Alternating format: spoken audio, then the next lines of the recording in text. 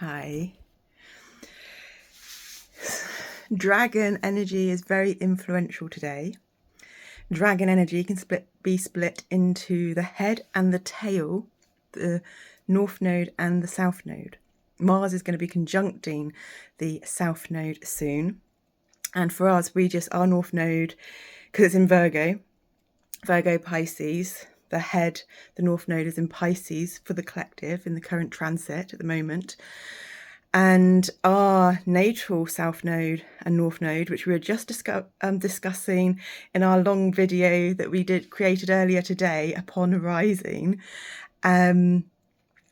which is still processing. It's been uploaded, it's processing, and that will be public soon. And we talked, it wasn't specifically about the dragon, but this is how we work with our DID and our separateness. We take in frequencies from here, there, and everywhere, and other things in the energies, in the quantum field, in the Akashic records, the unseen library of everything and nothing. And so that's why when we watch people, little bits come from each person. Now, we've just had our third dragon frequency come in from Pam. We were the first. Pam Gregory was the third. And the second was I Squire with Steph. And we forget which reading it is now. If we remember, we'll post things in the description box, but it's not something we're doing at the moment. Bit of a mess organising, honouring our artwork. Most of it's our creations, but some of it isn't. So we were also talking about angels and angels, stuff we've said before in that talk this morning, but it was specifically to do with the angles and the refractions of the constellations of where the sun is in the sky in the astronomically, sidereally, and therefore when one sun gazes at sun and moon gazes at sunrise or sunset, moonrise, moonset, or moon any time, it is at a certain angle, and hence the moon is lower down in the sky in summer, the end of spring, start of summer, and the sun is lower down in the sky, end of autumn, start of winter, which we only made those connections in the channeling and chatting earlier.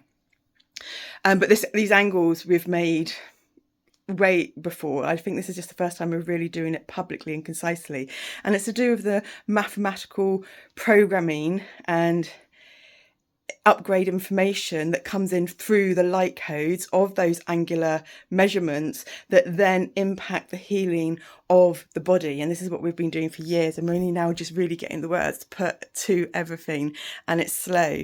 But because the dragons come through, we were discussing it to do with the galactic calendar, which we've been studying for almost 6 months now, and the wave spells, which is a 13-day cycle. These are the tone numbers, and we've just gone through all the 10 galactic activation portals. Started on red magnetic serpent. It's always tone 1 the wave spell cycle starts on, but it means that this wave spell cycle is under red serpent energies. Okay, no, it's red serpent. We thought it was red dragon. And we called it, no, sorry, we were talking about the tone numbers. Okay, excuse us. We were talking about the solar tribe. So these are the tone numbers, the 13 tones of creation. Magnetic 1 is each time the wave spell cycle starts. We were talking about that, but we were talking about the 20 solar tribes and how red dragon is the first one. So that is what we were talking about this morning. And so therefore you've got 20 solar tribes, you've got 13 tones, and therefore that's why you've got the 1320 radial time. But you could have like 122, 23, 20, which is tone 1 with each of the solar tribes, and then you have tone 2 with each of the solar tribes, etc. And so, for instance, today we're on tone 13, which is the cosmic tone. So it's a double cosmic tone because we're on the 13th cosmic moon month, which is Turtle, and it's guided by birth. So it's in the root chakra, It's on Saturday, which is the day of Saturn, which is very much Father Time and root chakra. So there's lots of red grounding energies. You can go to our community post to see this all written down. It's red earth, and this is the Kaban, the Oracle Men Light Oracle card. That's on our Shinto channel if you want to go to it. And so today, red cosmic earth, hold on, pretty sure is, if we've got it right, is 17, because it's a scheduling, yeah, so it's 17. So today is the 13th tone and the last tone in the 17th solar tribe, so it's 13-7. And we were starting to do the fractions and ratios and went on a spin yesterday with all that, which is all kind of to do with angles anyway. Angles, like we said earlier, is angels, one letter different.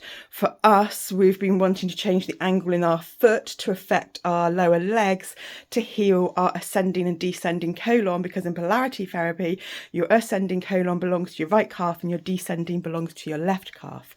And all of this is then to tone up the belly area inside and make our colon function better. And to do that, we've then lengthened our walk, because our walking backwards has really worked, and got a gradient so that we're walking up and down in the gradient. We also walk backwards up some steps for like 2 years to sort our knees out before we were able to do this.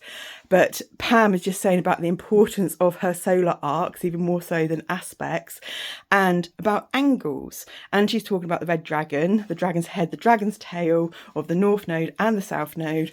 Our north node was literally just being aspected because it's the it's the anaretic degree of Leo along with our rising.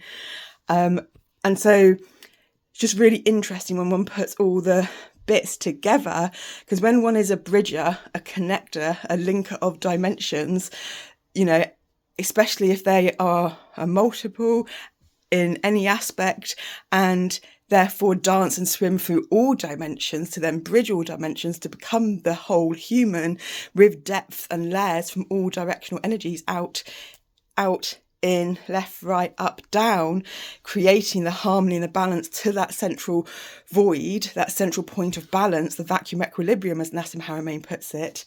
And so the fact that then dragons come up with Steph, and dragons come up with, I'm not sure if angles came up with Steph as well, came up with Pam, just shows that dragon energy, and dragon's like the mythological extension of serpent, of snake, which is Kundalini.